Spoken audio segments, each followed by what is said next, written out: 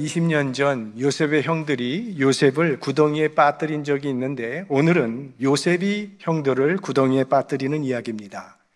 형들은 요셉을 해할 목적으로 요셉을 함정에 빠뜨렸습니다. 그러나 요셉이 오늘 형들을 함정에 빠뜨리는 이유는 그들에게 회개할 기회를 주고 회개해서 구원받게 하려는데 그 목적이 있습니다. 이제 형들은 꼼짝없이 이 함정에 빠져들게 되는데, 그 과정 속에서 변화된 그들의 모습이 나타납니다. 자, 이제 사온 곡식들이 다 떨어졌기 때문에 다시 요셉의 형들은 애굽으로 내려갔습니다. 이번에는 막내 아들, 막내 동생 베냐민도 함께 데리고 갔습니다. 그랬더니 뜻밖의 요셉, 그 애굽의 총리가 자기 집으로 초청을 해서 진수성찬으로 그들을 대접해 주었습니다. 그래서 모두 즐겁게 잘 먹고 마셨습니다.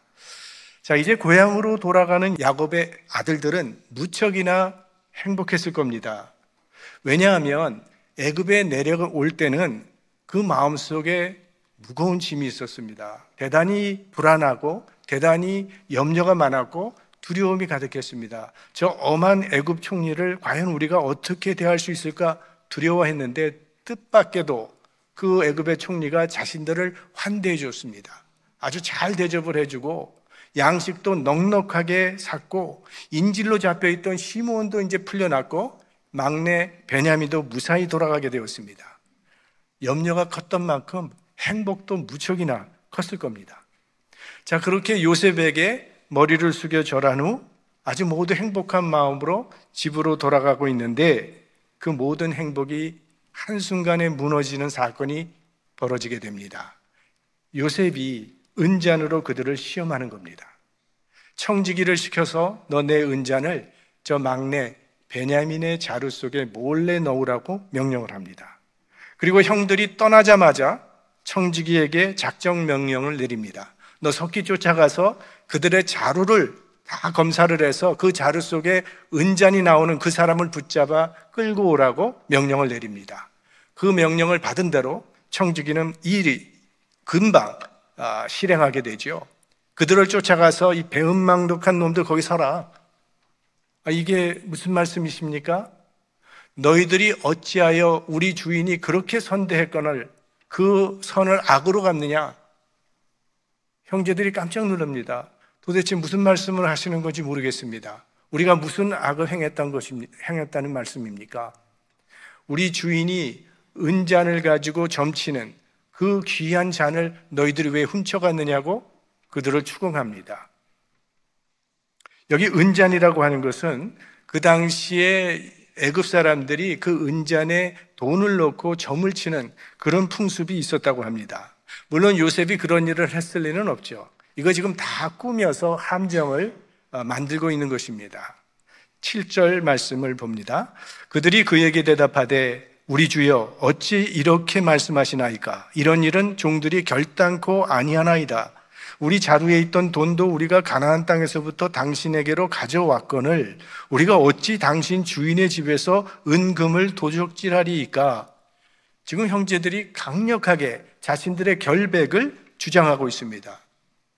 다른 건 몰라도 이들은요, 도적질 안 한다는 것만은 그만큼은 아주 자신이 있었던 겁니다. 하지만 도적질만 하지 않는다고 깨끗한 사람이 되는 것입니까? 사실 이 형제들은 대단히 부도덕한 사람들입니다. 첫째 르벤은 계모와 동침을 했습니다. 둘째 시므온과 셋째 레위는 하나님의 이름을 빙자해서 세겜 사람들을 속여서 세겜 사람들을 칼로 다 죽여버렸습니다. 넷째 아들, 그리고 본문의 주인공격인 이 유다라고 하는 사람도 며느리에게 한 약속을 지키지 않고 부지중에 며느리와 동침을 해서 아이를 낳게 되었습니다. 이렇게 허물이 많은 사람들이었어요. 그러나 한 가지만은 자신이 있었다는 거예요. 도적질만은 하지 않았다는 거예요. 그게 이들의 자존심이었습니다. 우리들도 종종 그렇게 행동하곤 합니다. 다른 죄는 지으면서도 그래도 난 그런 짓은 안 한다. 마치 그 죄가 더 심각한 것처럼 그렇게 자기를 정당화하면서 스스로를 위로하곤 하지 않습니까? 지금 형들이 그러고 있는 겁니다. 우리는 도적질만은 안 하는 사람입니다. 그러면서 얼마나 거기에 자신이 있었는지 스스로 형벌을 받겠다고 자처합니다.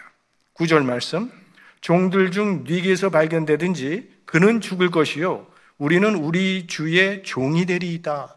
만약 우리 중에 정말 도적질한 사람이 있다면 어떤 벌도 달게 받겠다고 자신 있게 당당하게 이야기를 하는 거죠. 자, 그래서 이제 모두 짐을 내려놓고 수색을 하는데 가장 나이가 많은 형으로부터 막내에 이르기까지 차례차례 조사를 받게 됩니다. 먼저 맏아들 르우벤의 자루를 열어봤더니 거기는 없었습니다. 안도의 숨을 내셨겠죠. 둘째 시므온을 열어봤습니다. 셋째, 넷째 내려가는데 형제들의 마음은 점점 더 자신감이 생겼을 겁니다. 의기양양했죠. 그리고 이제 마지막으로 드디어 베냐민의 차례가 되었어요. 그 무슨 영화 장면을 보는 것 같이 제일 나이가 많은 사람부터 제일 적은 사람까지 수색을 하는데 뜻밖에도 베냐민의 자루에서 은잔이 나온 겁니다. 이때 모든 형제들의 얼굴은 사색이 되었을 겁니다. 명백한 증거가 눈앞에 드러났으니 무슨 말을 할 수 있겠습니까? 13절 말씀, 그들이 옷을 찢고 각기 짐을 나귀에 싣고 성으로 돌아오니라. 자, 여기 보면 형들의 변한 모습이 나옵니다. 과거 형들이 요셉을 팔 때의 모습을 생각해 보십시오. 17살밖에 되지 않은 이 어린 요셉을 사정없이 붙잡아서 구덩이에 던져버렸다가 은 임심량에 팔아버렸어요. 요셉이 얼마나 울며 애원을 했겠습니까? 그러나 들은 척만 척 인정사정 보지 않고 팔아버렸어요. 그런데 오늘 모습은 다릅니다. 베냐민이 끌려가게 되니까 형들도 다 함께 가는 거예요. 청지기가 뭐라고 말을 했냐면 잔이 발견된 그 사람만 종으로 끌려가고 나머지 다른 사람들은 다 고향으로 돌아가도 된다고 말을 했습니다. 그런데 한 사람도 돌아가는 사람이 없습니다. 또 베냐민에게 너 어찌하여 이런 일을 벌였느냐고 원망할 만도 한데 그런 말 하는 사람 한 사람도 나타나지 않습니다. 옛날과는 판이하게 달라진 모습이죠. 요셉이 베냐민을 애굽으로 데려오라고 이야기했던, 그렇게 요청했던 이유 중에 하나는 옛날에 형들이 자기를 그렇게 미워하고 시기하고 핍박했던 것처럼 베냐민에게도 그렇게 하지 않을까 염려하며 그거 확인하고 싶었던 겁니다. 왜? 이전에는 이 12형제 사이에는 시기와 다툼이 심했는데 근데 오늘 보니까 놀랍게도 그들 가운데 하나 된 모습이 보이고 있습니다. 요셉을 팔아먹을 때는 그렇게 애원을 해도 꿈쩍 안 했던 형들이 막내 베냐민이 공경에 처하니까 마치 자기 일처럼 옷을 찢고 애통해하면서 같이 오는 겁니다. 요셉이 보고 싶어 했던 모습이 바로 이런 하나된 모습이죠. 다 함께 돌아오는 모습을 보고 요셉은 매우 기뻤을 겁니다. 그러나 시험은 아직 끝나지 않았습니다. 요셉이 그들을 추궁해 봅니다. 너희들이 어찌하여 내 은잔을 도적질해 갔느냐? 이때 유다가 매우 의미심장한 대답을 합니다. 16절 말씀, 유다가 가로되 우리가 내 주께 무슨 말을 하오리이까? 무슨 설명을 하오리이까? 어떻게 우리의 정직을 나타내리이까? 하나님이 종들의 죄악을 적발하셨으니 우리와 이 잔이 발견된 자가 다 내 주의 종이 되겠나이다. 이 말씀을 보면 유다는 한마디도 변명하려고 하지 않습니다. 자신들의 억울함을 호소하지도 않고 자신들의 결백을 주장하지도 않습니다. 사실 유다는 분명히 자기들은 은잔을 훔치지 않았다는 사실을 알고 있었습니다. 이 애굽의 총리가 얼마나 까다롭고 엄한 사람인데 감히 누구도 총리의 물건에 손을 댈 사람 아무도 없습니다. 또 베냐민도 자기는 절대로 은잔에 손을 댄 적이 없었다고 결백을 주장했을 겁니다. 그럼에도 불구하고 유다가 자신들의 결백을 주장하지 않는 이유가 오늘 그의 고백 속에 분명히 나옵니다. 하나님이 종들의 죄악을 적발하셨다는 거예요. 하나님이 자신들의 죄악을 찾아냈다는 그런 말입니다. 지금 그들은 이 사건 속에서 자신들의 숨겨진 죄를 들추어내고 추궁하시는 하나님을 느낀 겁니다. 그들의 마음속에.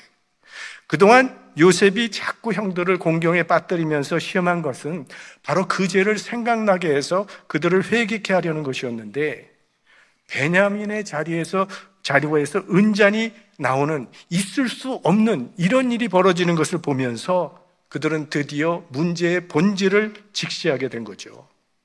이건 틀림없이 20년 전 자신들이 요셉에게 저지른 죄를 하나님께서 들추어내고 계신 것이라는 양심의 선언을 하고 있는 겁니다.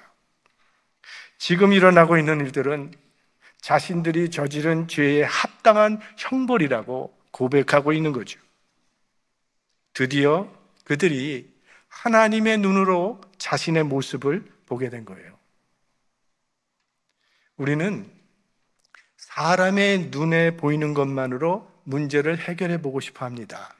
우리 죄가 뿌리째로 드러나는 것은 원치 않기 때문에 적당히 합리화시키면서 적당히 회개하면서 지나가 보려고 합니다.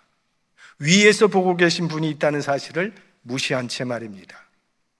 문제는 사람의 평가는 믿을 것이 못 된다는 거죠.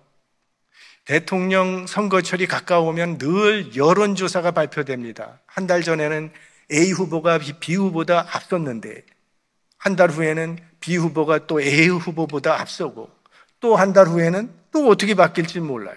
그러니까 사람의 평가라고 하는 것은 이 손바닥 뒤집는 것 같이 수도 없이 바뀐다는 거죠. 우리 인생의 마지막 길에 섰을 때 우리의 인생을 누가 평가하는 것입니까? 다른 사람이 날 보고 저 사람은 의로운 사람이라고 말하면 나는 정말 의로운 사람이 되는 것입니까?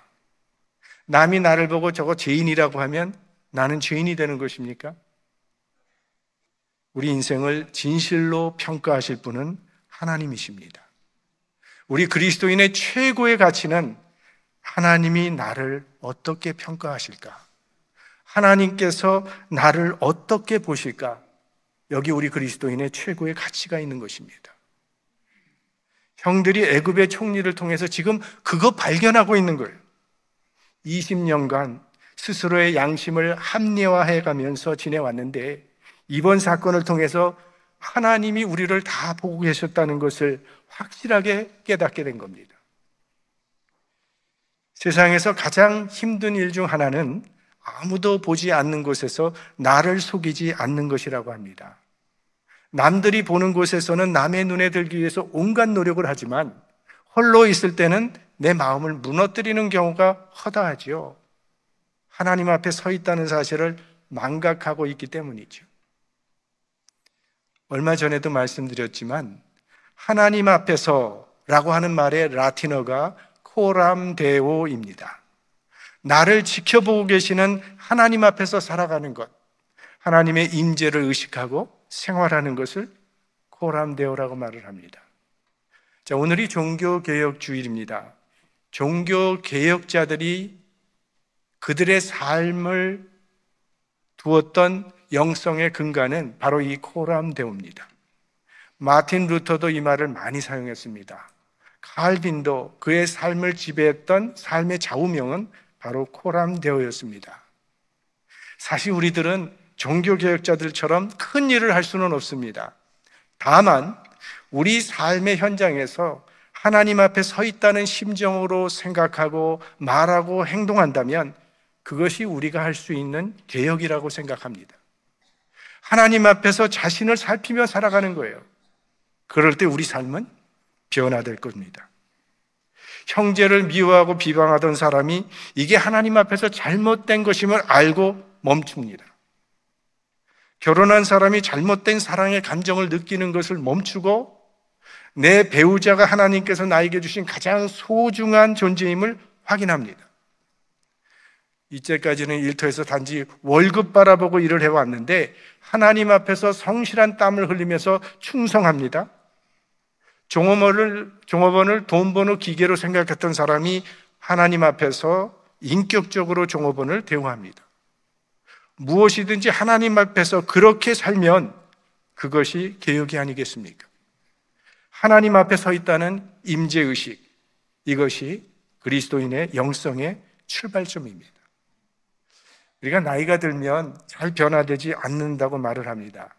하지만 하나님 앞에 서게 되면 변화가 일어납니다. 50세든 70세든 90세든 하나님 앞에 서면 변화될 수 있다는 거예요. 아브라함은 75세에 변화를 받지 않았습니까?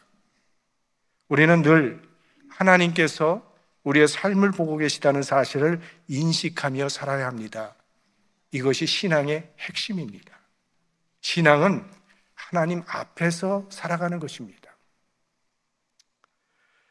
자, 이렇게 유다가 자신들의 죄를 고백하면서 우리가 다 총리의 종이 되겠다고 말을 해요. 이게 얼마나 훌륭한 신앙 고백입니까?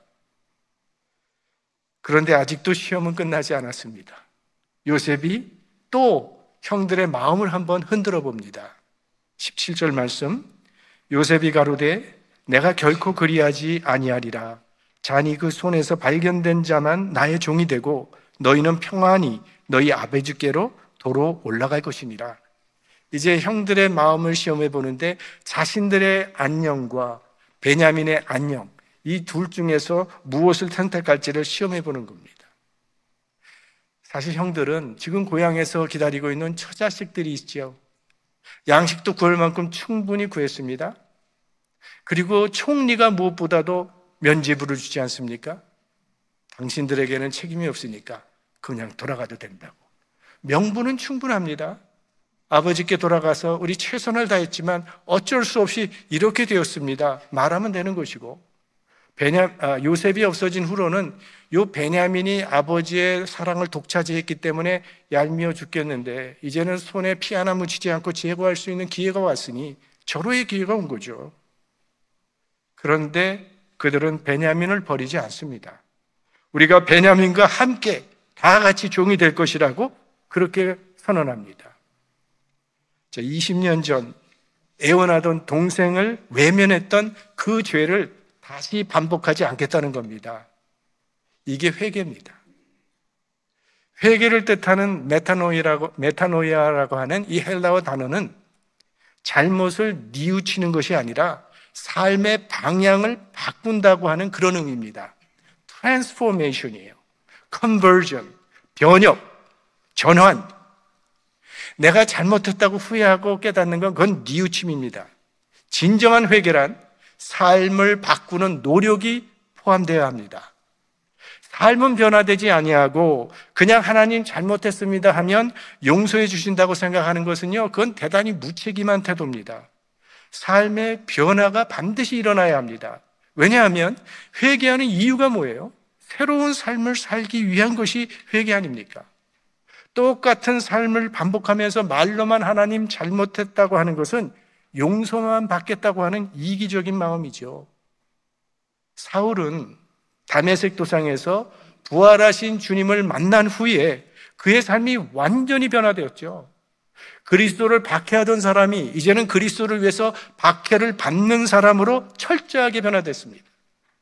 이게 진정한 회개입니다. 오늘 요셉의 형들의 삶에도 그러한 회개의 증거가 나타나고 있는 겁니다. 그리고 이제 18절부터 마지막까지는 유다가 혼자 이야기를 하는데 총리 이제 요셉에게 그동안 자초지종을 설명합니다. 이미 우리가 이전 장에서 다 살펴본 내용입니다. 30절 말씀을 봅니다.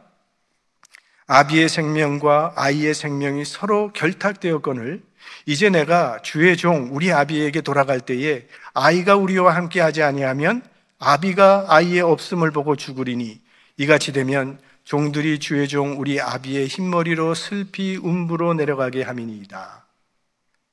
원래 우리 아버지께서는 죽어도 이 베냐민만은 보내지 않으려고 했는데 총리께서 베냐민을 보내지 않으면, 베냐민을 같이 데리고 오지 않으면 절대로 볼 수 없다고 해서 고민하시다가 내가 죽으면 죽으리라 하고 이 막내 아들을 보낸 것입니다. 그러니 만약 우리가 갈 때에 베냐민을 데리고 가지 않는다면 우리 아버지는 죽게 될 것입니다. 자, 여기 아버지에 대한 그들의 태도도 변화된 것이 나타납니다.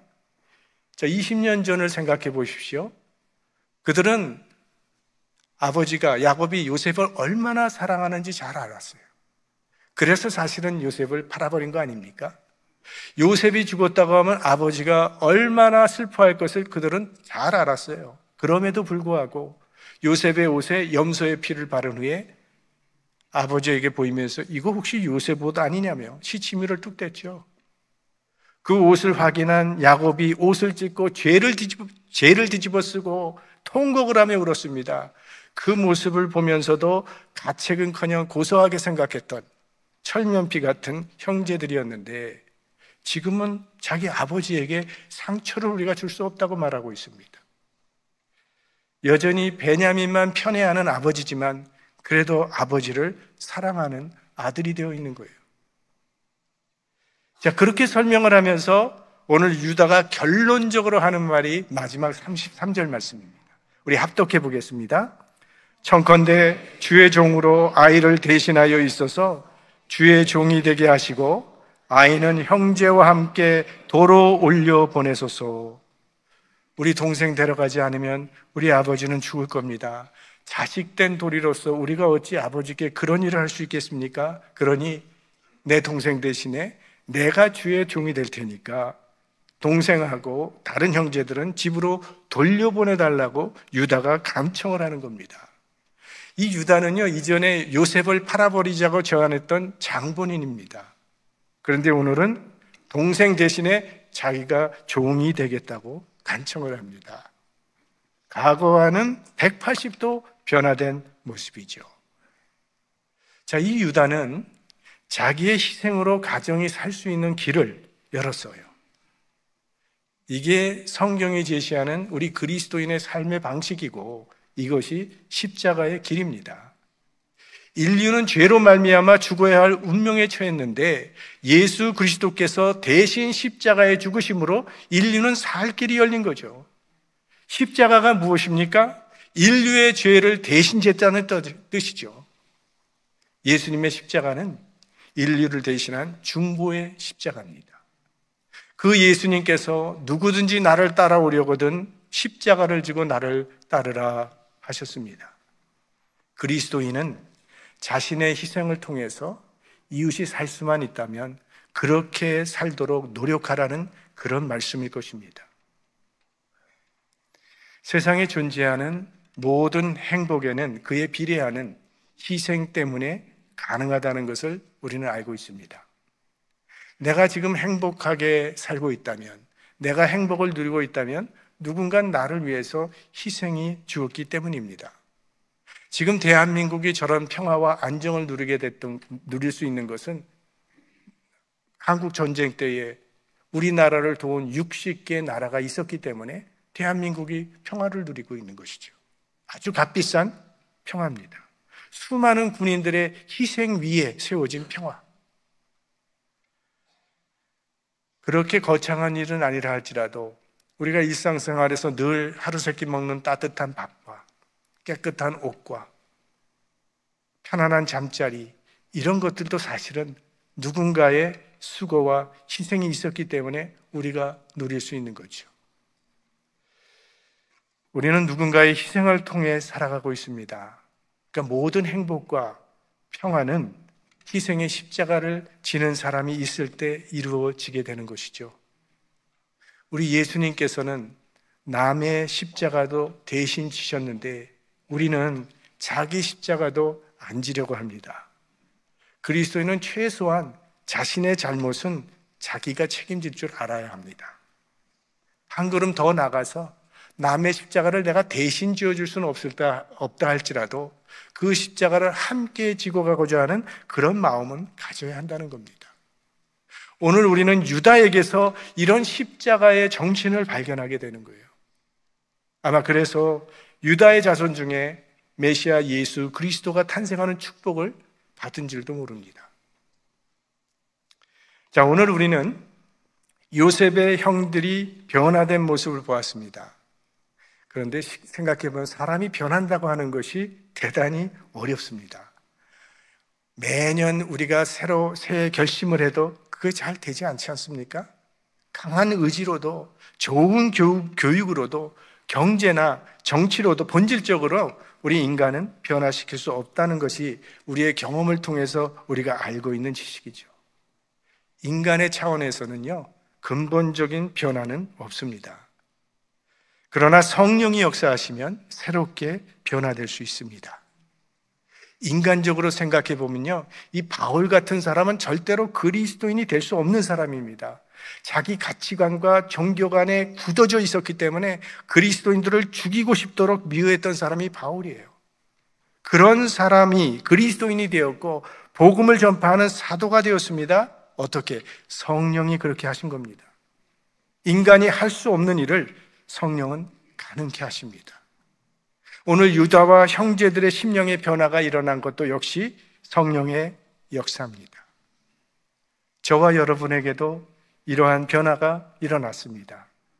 우리는 예수 그리스도를 하나님의 아들로 믿고 있고 성경을 하나님의 말씀으로 믿고 있고 예수 그리스도를 통한 구원과 심판을 믿고 있습니다. 어떻게 그런 믿음 갖게 되었습니까? 성령께서 믿도록 우리 심령의 역사에 주셨기 때문입니다.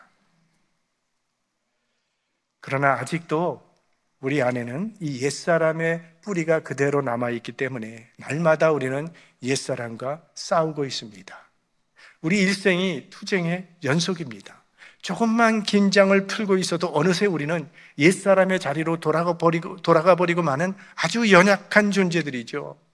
그래서 이 작은 것 하나도 제대로 이기지 못하는 자신을 바라보면서 우리는 실망하고 좌절할 때가 얼마나 많은지 모릅니다. 그러나 우리는 혼자 싸우는 것이 아니라는 것을 기억하시기 바랍니다. 성령이 우리 안에서 우리의 연약함을 도우시겠다고 약속하셨습니다. 성령이 함께 하시면 내가 연약하여 할 수 없는 것도 할 수 있는, 가능케 하는 능력이 우리에게 주어진다는 것입니다.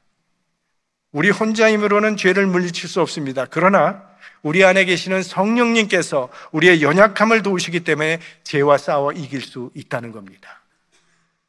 여러분을 괴롭히고 있는 문제는 무엇입니까? 여러분을 좌절시키고 있는 문제는 무엇입니까? 우리 안에 있는 성령의 도우심으로 그 모든 문제가 깨끗이 해결되는 은혜가 있으시기를 주님의 이름으로 축원합니다. 성령의